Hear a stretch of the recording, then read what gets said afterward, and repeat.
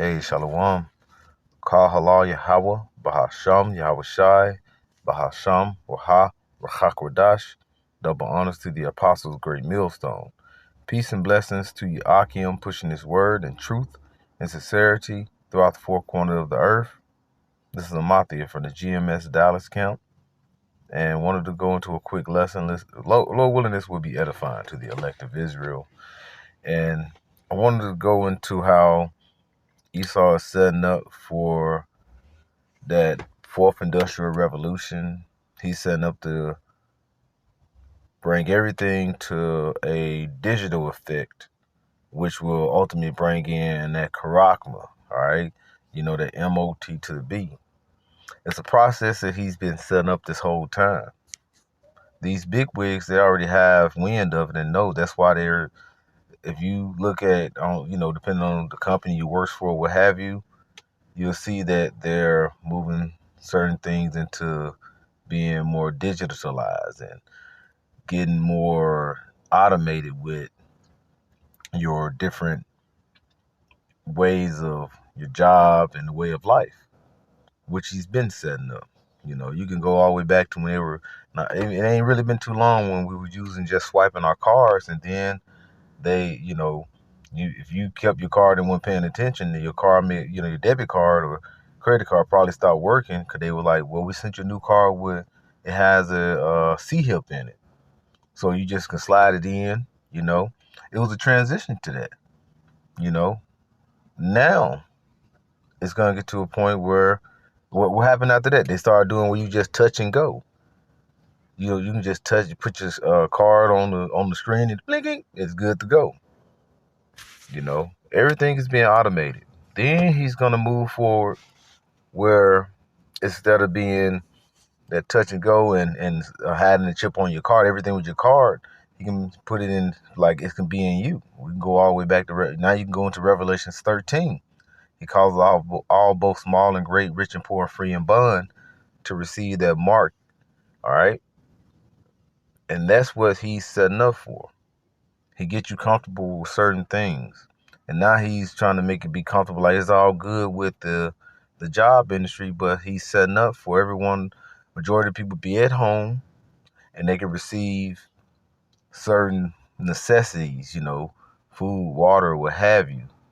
And I'll cover things for you as long as you receive the MOT to the B. I'm gonna make everything more automated for you. So I'm gonna go ahead and play this. I'm gonna kind of jump through it. You see it says very dangerous. FedEx founder says December job report was juiced up, you know?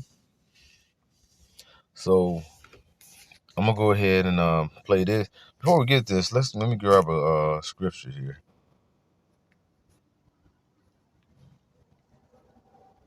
This is 1 Thessalonians 5 and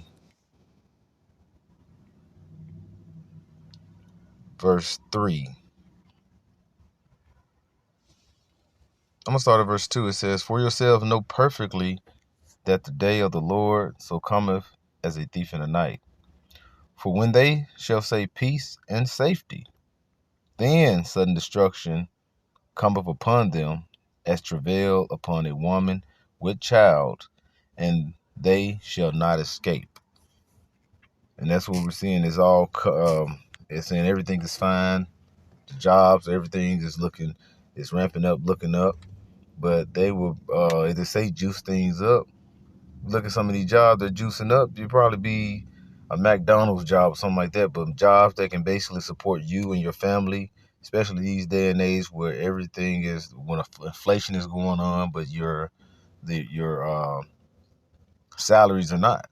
And that's what he's basically beefing up, trying to let you know jobs are going well, but he's not giving you the full skinny on it, say. He's not giving you the full 411, the full skinny on it. So I'm going to play this, and let's go.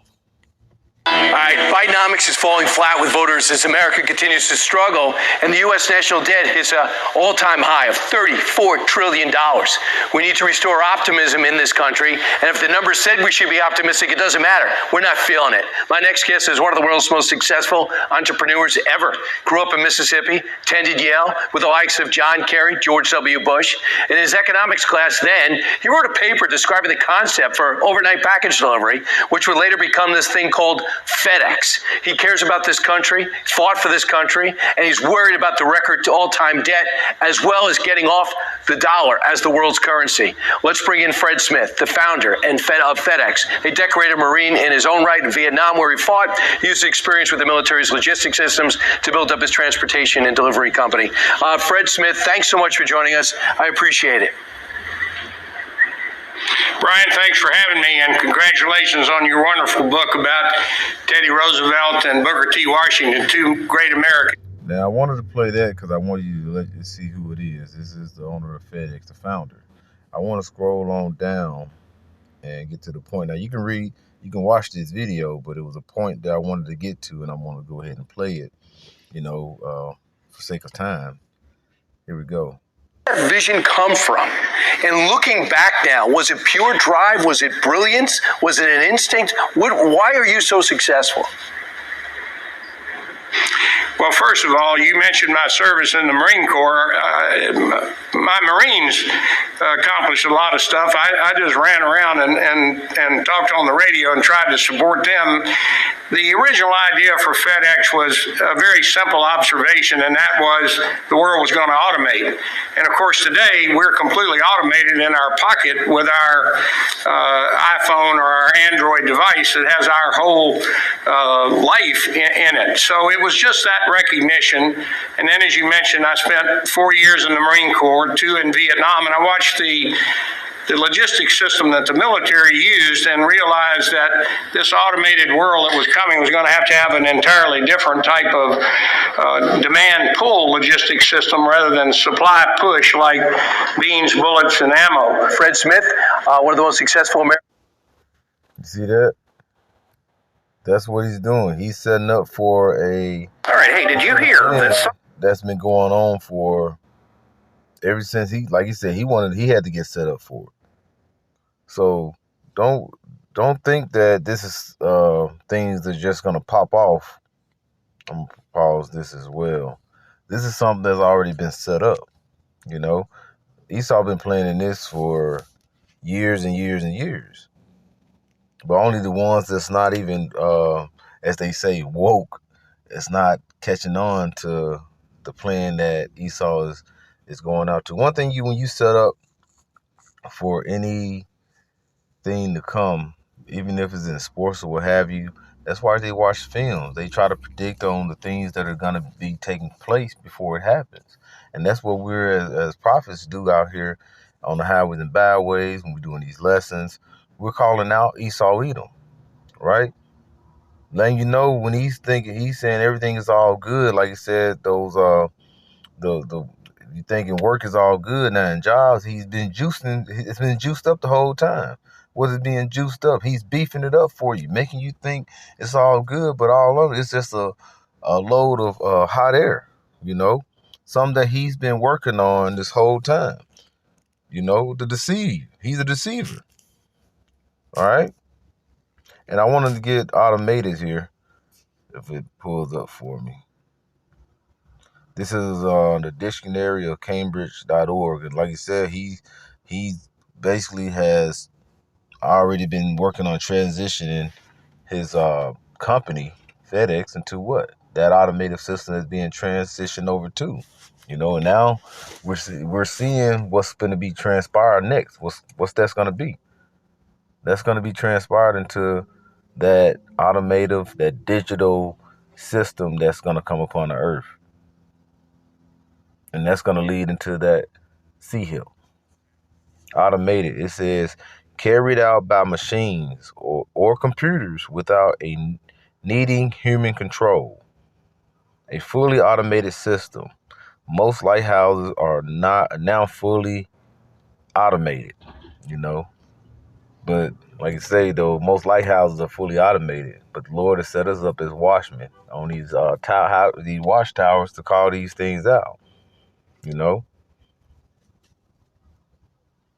we see the things that are coming.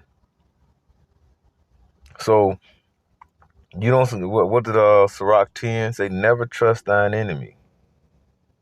Just like when Esau came over here, which is so-called white men came over here and to these to the west, and what did he do? He decimated and nearly killed all of Gad that was over here, 90%. And then he brought over the north. I mean the southern kingdom to help what build America. This man he's been a murderer from the beginning. He always when he plan out something to give you details, best believe it's going to be evil that's going to be stored in his agenda.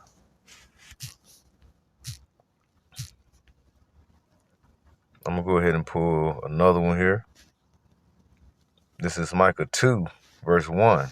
It says, woe to them that devise iniquity and work evil upon their beds. When the morning is light, they practice it because it is in their power. It is in the power of their hand. So they do these things throughout. They cunning. They contemplate. They set up for these the deceitful ways to say, how can I deceive these people? Even their own people, they don't give a damn. These elites and these leaders of this world, which is like say Esau Edom, they set up to say, what can we do to destroy them? And they do it's all be a big psyops. They have their generic prophecies. That's why they had up the Georgia Guidestone, saying they want to get up to the 500 million people. This is still in that process. They want to have 500 million people upon the earth. How can they get rid of so many people and still run the earth? Their mindset is we can destroy and kill off most of the people and still run things through what? Being automated, through digitalized things. They even want to plan on, like say, the elites, thinking that World War III can be done and they can be in their bunkers and come out years later and have certain things functioning with just a smaller amount of people upon the earth, because they feel like they would be the God upon the earth. There won't be no one that can run the earth but them. Like the Most High Yahweh would not be involved. One thing is because the people that's in there are going to have what? That Karak man. That's why I say you never trust. They've been planning this. They like what was his name, Isaac or Isaiah, that was on Training Day. Denzel Washington. They've been planning on this all day. I've been planning this for weeks, and that's what Esau doing. You've been planning this for what? Since the pandemic. He's like, no, I've been planning this for years and years and years, way before that. And that's him, you know. They devise iniquity. They devise constantly sin upon sin on their beds because they had the power. Job 9-24. I'm going to go ahead and play this because, like you say, they want to get everything automated and digitalized, if that's a word, just for what? Setting up that for them to receive that 2017 that everyone needs to know, because I was not freaked out about AI at all, until this big change in 2017. Mm-hmm. It's really important to know this because we've heard about AI for the longest time, and you're like, yep, Google Maps still mispronounces like the street name, and like Siri just doesn't work. And this thing happened in 2017. It's actually the exact same thing that said, all right, now it's time to start translating animal language. And it's where underneath the hood, the engine got swapped out, and it was a thing called transformers. And the interesting thing about this new model called transformers is the more data you pump into it and the more like computers you let it run on, the more superpowers it gets. But you haven't done anything differently. You just give more data and run it on more computers. Like it's reading more of the internet, and it's just throwing more computers at the stuff that is read on the internet. Yeah. And out pops out, suddenly it knows how to explain jokes. You're like, wait, where did that come from? Yeah. Or now it knows how to play chess. And all it's done is predict. All you've asked it to do is let me predict. See, and they work on making things smarter and smarter. That's why I say never trust thine enemy. You know? And that remind me of Tony Stark. Have you ever seen that? What is it? Not Iron. It's Iron Man, but it's what is the one from Marvel? The Avengers, the second one with Ultron. That's what his thing was. And throughout the movies or throughout the comics, one of the things is Tony Stark is a big fan of what? AI. You know, he talks to it. That's like his best friend. You know, he make things happen through AI. So he don't even, and you see all the things that he, you know, in the movies and the comics, all the things he build and create. It's not through him and a team of humans, a team of people. It's him and a team of AI. And that's Esau's mindset. The next character or the next word? Give the Amazon example. Oh, yeah. This is interesting. So this is 2017. OpenAI releases a paper where they train this AI, it's one of these transformers, a GPT, to predict the next character of an Amazon review. Pretty simple. But then they're looking inside the brain of this AI, and they discover that there's one neuron that does best in the world sentiment analysis, like understanding whether the human is feeling like good or bad about the product. And you're like, that's so strange. You asked it just to predict the next character. Why is it learning about how a human being is feeling? And it's strange until you realize, oh, I see why. It's because to predict the next character really well, I have to understand how the human being is feeling to know whether like the word is going to be like a positive word or a negative word. And this wasn't programmed? No. It That's was the key an thing. emergent behavior. Yeah. And it's really interesting that like GPT-3 had been out for I think a couple of years. Until a researcher thought to ask, I wonder if it knows chemistry. And it turned out it can do research-grade chemistry at the level, and sometimes better, than models that were explicitly trained to do. Hey, and you can go on and watch that. That was on the Joe Rogan. Joe Rogan. I wasn't afraid of AI until I learned this. You know. So, and I know I'm referring back to the Avengers. What happened when Tony Stark he was dealing with AI so much? He made it like a human himself that he can control and do what he want. That's one of the things that he is looking to set up for. You see certain movies, and like the movie The Surrogate and so on. The one with Will Smith that was in there, where the robots was doing what everybody wanted. I can't think of the movie right now, but that is some of the things that Esau is setting up for. Bro, this is a very diabolical man that we're setting up for. That he's setting up to put a lot of people to how they say unalive them. How you have to say it on the internet now. That's why 2 Corinthians 2:11 said, lest Satan should get advantage of us, for we are not ignorant of his devices. We're not ignorant of what he's planning on doing. You have some of the people there that are dumbfounded, the Lord, have blinded their minds to know what they're doing, but we see it. We're calling them out. You know, it's not even the men, just the men of the Lord. It's just people, some people in the world. You know what they call them, the ones that's trying to call them out. You have, like you say, Esau against Edom. Esau against Esau. You know, they're calling out their own people. You know, this is really coming into play. And now, this year, the hopeful year, all right, of Jacob's trouble, we're finna see a lot of these things that's going to really manifest, and it's going to open a lot of people's eyes up, right?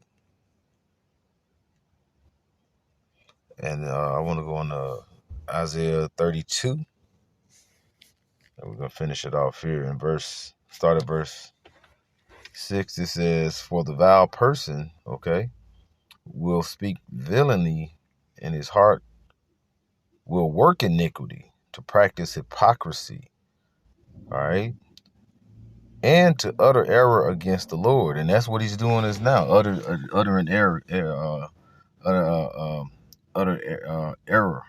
Like the Lord is not the things that we're doing, what the Lord has brought out, which is nothing, which is everything was laid out perfectly for people upon the earth. Food with seeds in it. He said, I can do it better. You don't need seeds, but see, what's the deceitful thing under that? You can't grow your own crops now. Now you need him to even grow food, because he don't got nothing that can be. Seeds are for use for reproduction, so to produce food again. You put into the seeds in the ground. You eat the food, eat the seeds. Eat the fruit. Vegetable. You put the seeds back in the ground, and you can grow your own crops. But he's saying you can't even do that now. He's trying to say that's an error. Why you want to be eating seeds and spitting them out and just eat it without that? Now you done lost nutrients. You done lost a way to grow your own food. This is the villainy of Esau.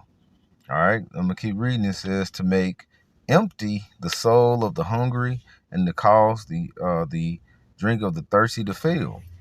All right. Now you have to go to him to buy bottled water, which is basically causing all type of cancers and things because the plastic. You can't go drink out of a faucet now. You can't drink out of a brook. You can't drink out of a creek because everything is polluted. That's why the scripture say you're gonna go for the one of all things. You got to go to this man, which was his plan the whole time. But that's why the Lord said he has to come and deliver us, because no flesh will not be saved, because he's killing everything. So with that, I'd like to give all praise to Yahweh, Bahasham, Yahweh Shai, Bahasham, Waha, Rachakwadash, double honors to the apostles of Great Millstone. Peace and blessings to Yahweh pushing his word in truth and sincerity. Shalom.